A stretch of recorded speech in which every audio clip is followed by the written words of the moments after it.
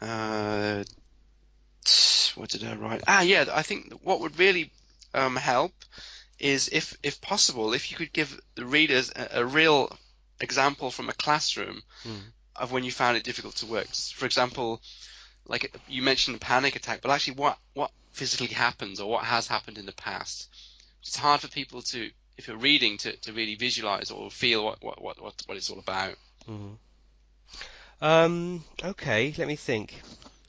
So the Right. ideal thing would be I was teaching and someone said this to me and I da da da and Mm. I couldn't, I left the room or something like that. Okay, sure. Okay, I'm going to think of here's an incident, a single incident which I didn't say on the which I haven't told you so far on the document. Okay, so it was 2013. The year was Right. 2013. It was the summertime, Mhm. and it was the first week of the course. The students had just arrived, and we'd gone through the process of registering them and doing a sort of a talk. They'd had a talk by the director of studies or head of department, Mhm. head of the language centre. I can't remember her name. And they were all given books. We all had to go and get the textbooks, the course books for the summer for the course. Okay. And I can't remember exactly why, but I was the last one to get hold of all the books. And by the time I got there, there was only about 10 copies left.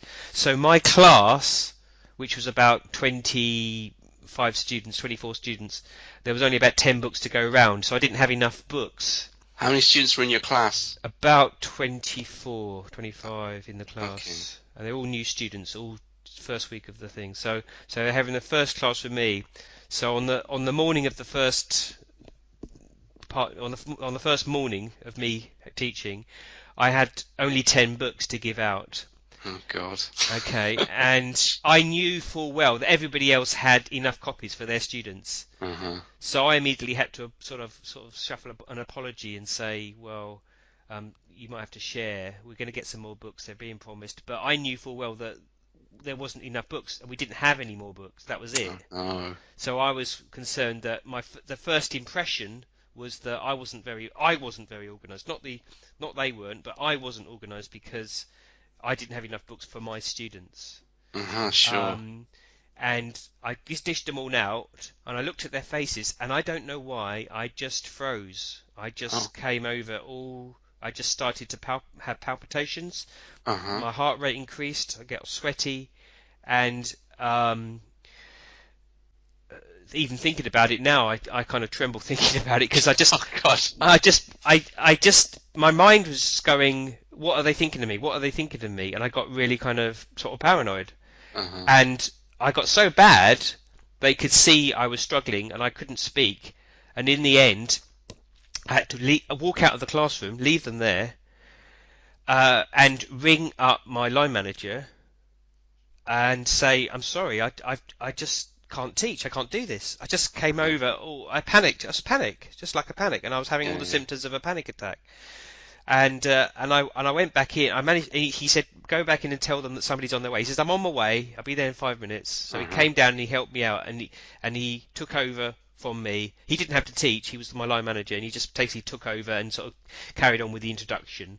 Mm-hmm. And I felt terrible. I went away and I went back to my room, and I just felt terrible because Oh, that's a shame. it was the first day, and I never properly recovered from that moment. Oh, It shame. was a 5 week intensive course. I never, and I did. I mean, we did eventually get the books a few days later, about 3 days later. Uh-huh. But because of that moment, I never quite, in my head, I never quite recovered my confidence. Sure, sure. Yeah. It's like a footballer who gets injured at the start of the season. You can't get rid of it, you know. Or it's like a footballer who, 5 minutes into a 90-minute match, lets a goal in because he's a defender or a goalkeeper, and he spends the rest of the game worrying about the goal that he let in and not worrying about the other 85 minutes and thinking, right, forget that, put it behind you. I wasn't able. Exactly. That's the trick. I ruminate. I have a tendency to ruminate on mistakes that I've made or how Uh-huh. things have looked, and then I'm trying to do something else, and I'm still thinking about that thing that's happened. And how do you conceptualize this incident now? How do you look back on it now? Well, it was silly. I mean, it was silly that I should have had that reaction.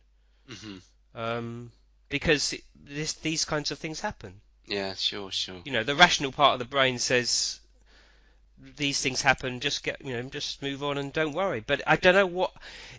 With my panic attacks, they come from the tiniest, smallest thoughts. And if you don't know anything about panic attacks or you've never experienced them, you tend to think that panic attacks are something huge, that they are something that, how can I say, the really, really life-threatening situations. But for me, they can be the smallest things, the smallest, and I've had therapy for this, and it starts from a tiny thought, and that thought can be a trigger which sets you off, and you're then into a cycle, a panic cycle they call it. Right. And it's hard to get out of that cycle, presumably. It can be very difficult, yeah.